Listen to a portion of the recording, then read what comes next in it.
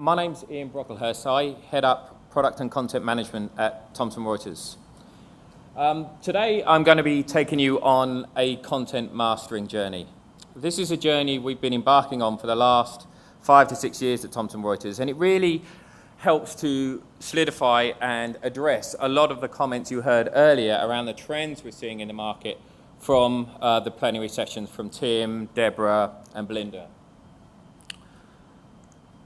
So, to set the scene, as I'm sure you're aware at Thomson Reuters, we have a wealth of content we've created, both organically, but also as well, we've acquired a number of companies over the period. You'll see a number of brand names that you'll be very, very familiar with.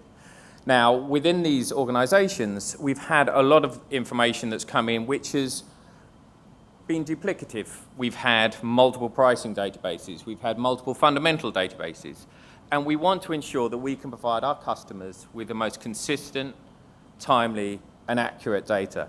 In other words, we want to have a single version of the truth.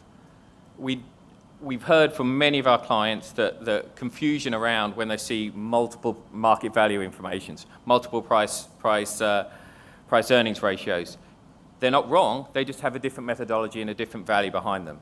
So we needed to embark on a process that will enable us to get to that level of consistency to address a lot of the comments you heard earlier on. So the world is changing. We've heard from customers the complex needs that they have to consume more information when making decisions. The key thing here is value is not just derived from data. It's the context around the data, it's the metadata, it's the information, the reference materials that's driving more and more of the demand for information. We heard earlier around the number of fintechs. There's lots of new innovative content coming from the corporate space that we need to ensure our customers can get access to. The demand is there, and we need to serve it up in an effective and efficient way across our various distribution platforms. And this phrase, I think, is a really important phrase. A lot of customers, a lot of our end users of platforms, they have the content in context. They know what exists today, but they don't know what they don't know. How can we, from a content perspective, inform them in a much more intuitive way to serve up alpha-generating ideas that were previously unknown to them? And I think one of the other interesting challenges that we've been, and again, instigating for the last 6 years' worth of development, has been the changes in the way people consume data. Historically, the content from the real-time perspective has been mostly focused around pricing.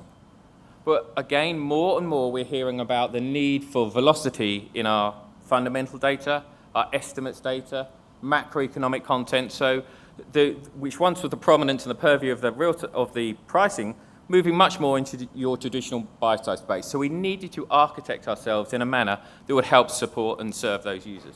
So this is where we came from.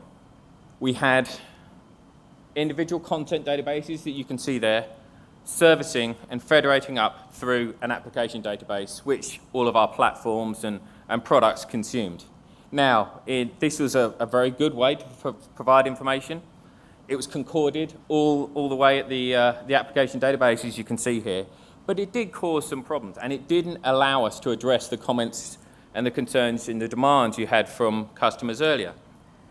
Products were siloed. So in this instance, we were creating multiple versions of truth. You had multiple versions of pricing information depending upon what product was actually accessing that application database.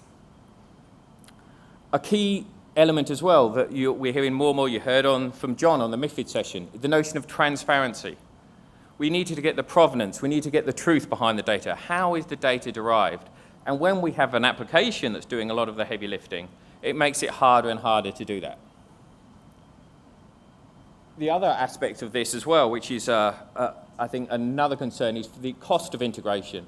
Because this is done at the application database, it requires a lot of work on the product and the application itself to consume the data and serve it up in a manner that our end users are demanding. Surfacing up search requests across multiple databases, as you can see there, they're all independent.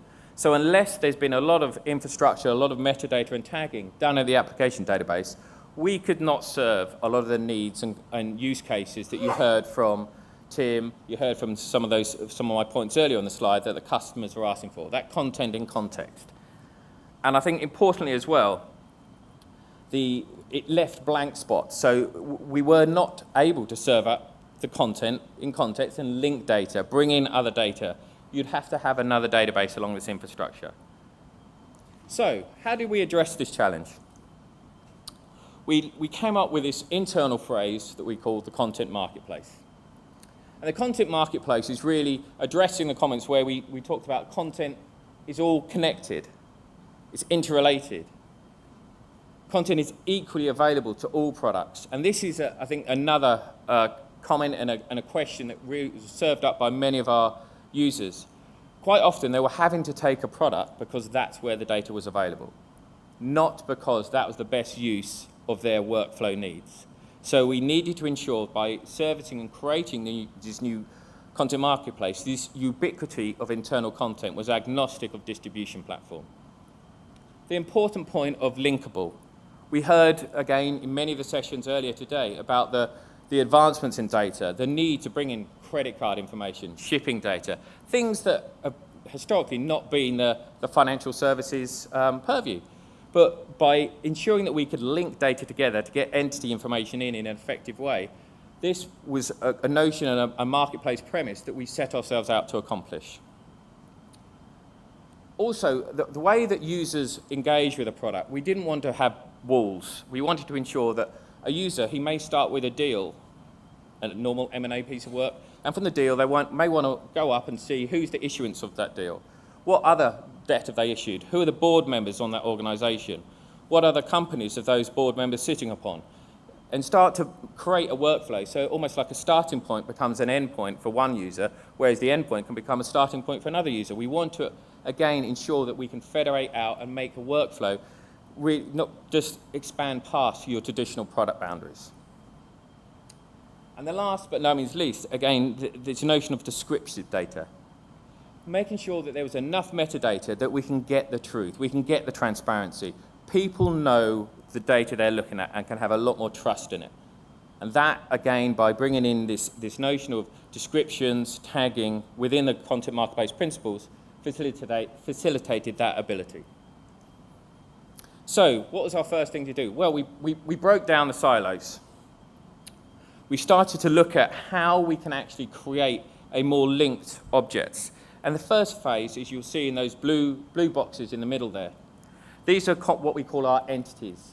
These are core entities that maintain all of the core information, and they're unique around each individual entity structure. And now an entity may be something that you're familiar with, like an organization, an instrument, a quote. And all of these are supported by what we call our content objects, which are geographies and industries, supplementary information that will help describe that entity in more detail. Now, these entities are mastered by the content organization and owned by the content organization, but they are not done so based around a specific product. They are done so as corporate assets. So they serve multiple use cases rather than a verticalized product use case. As you heard from Tim in the innovation session earlier, each of these data items, be that an entity, a content object, is associated with what we call a perm ID, a permanent identifier that uniquely defines that in a machine-readable format, different for anything else. Now, these perm IDs can be associated with other instruments, such as if it's a quote, we bring in the CDOL. If it's a bond, you'll bring in the ISIN, the local market code, the RIC, etc. But the underlying bedrock that uniquely identifies these is the perm ID. Now, when these entities, and when a new information comes in, let's just say a fund, the fund will not be able to be permeated through this database unless it's mastered and published by the fund entity authority. That gives this marketplace the premise. It gives it rules. It shows that once the fund entity has published it, issued its perm ID, all of the different content objects around it can start to take it and assign all of their relevant information. Now, all of this relevant information that I'm describing is stored in a metadata repository, which internally we call the data item registry, or the entity aggregation and navigation system. And these are ubiquitous, consistent data structures that the products call and enable these individual data sets to be understood and importantly searched on and served up to the downstream components in a much more effective and efficient way. Now, to remain agile, we didn't want to create a content marketplace team. As I mentioned earlier, these entities, these management structures, now become the purview and the ownership of the content organizations. So the specialists who understand understand estimates, I should say, or fundamentals, they are accountable for this. So it becomes a corporate asset. We can really get the scale of our large content operations to work in this marketplace manner for the greater benefit of all of the downstream products, rather than just being it for the one. Now, in terms of the way that these data sets are sent around, we have internal governance around the APIs, which we call strategic data interfaces, which send the information between products. And this ensures that the products understand exactly what the information is meant for. It isn't sufficient just to tag, put nomenclature, and have rules around how the content is mastered and created. The actual federation of that content through the individual downstream products has to be consistent as well. So we've created a standard set of rules to ensure that these downstream databases reach the products in exactly the same way, whether you're looking at a streaming price or whether you're looking at a macroeconomic instrument. The same principles and the same rules sit behind it.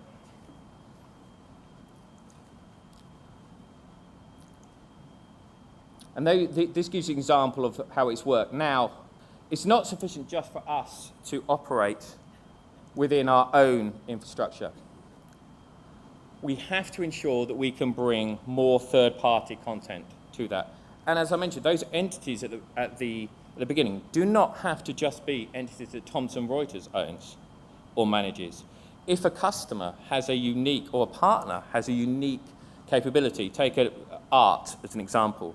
We do not currently have an entity for art. This customer could be the manager or the entity owner for art and plug the information into the content master system and the content marketplace and link through this perm ID, be the issuer of that information that all of these downstream products can benefit from.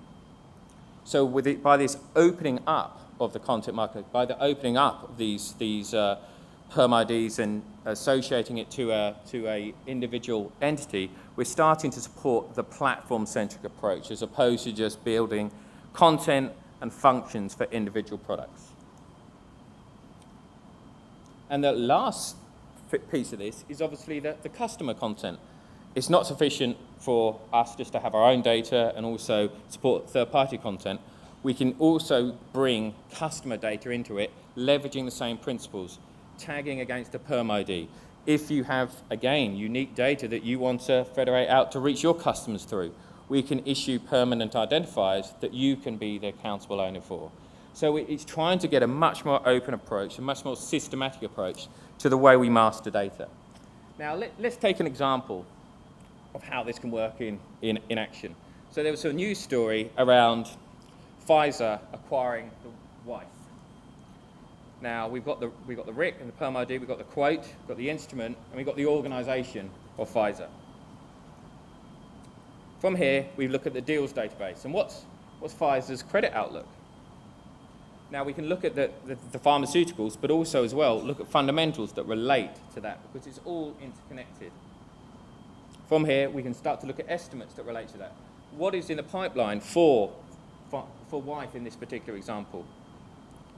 Looking at Pfizer, what other drugs do they have that are relevant to that? Are they going to be starting to lose market share? Are there possible divestitures that, from a banking perspective, they can look at? By linking all this data from disparate databases, we're serving up things in context for people to understand more and expose ideas that they previously didn't have. And then we start to look at it in terms of the research and in terms of so is there a good buying time for this when we can leverage the news? And as you'll see in the bottom, from an organisation perspective, you look at the dealer, in this instance the M&A advisor was Lazard's, and do they know that? Is there another opportunity that, from a banking perspective, the use of that information could start to advise and work with Lazard's on it? So as you can see here, all of these independent information came from that one link at the beginning, which was a news story based around Pfizer. And by just associating all of these individual links, by taking the burden away from the downstream customer, taking the burden away from the content master and the content aggregation database, you saw in the first example, we're able to be a lot more intelligent with the data behind the scenes to allow you as customers to expose more opportunities, find more information up front. Now I just want to finish with just these basic guiding principles that we talked about. From a collection perspective, we mentioned about the notion of these entities and entity authorities at the time of collection, creating data and permeating that data so it's a single version of the truth. The context of a permanent identifier, the perm ID, that not only do we have internally, but we also allow customers to use and open it up as a data capability that isn't just assigned to individual financial instruments, as you saw the example there. There's news information, patent information, information assigned that we can really knit into a much more graph-orientated, holistic approach to the content. Discovery of data. It's the biggest challenge we constantly have is we did not know you had that information. By being very prescriptive at the outset and setting rules and assigning metadata to all the information that we've tagged, and as you can imagine, this is why it's been a 6-year project. It has not been an easy thing to do overnight. We're able to start to make information easily, much more findable than it could be before. Distribution. Again, it's not sufficient just to have the data being standardized and having this new thing. We have to be consistent in the way that we send data from database to database. So the governance around the distribution, again, is another key access and a key principle of how we've made this a success. And the last thing is the governance. If a piece of content doesn't follow these principles, we do not allow it into the system.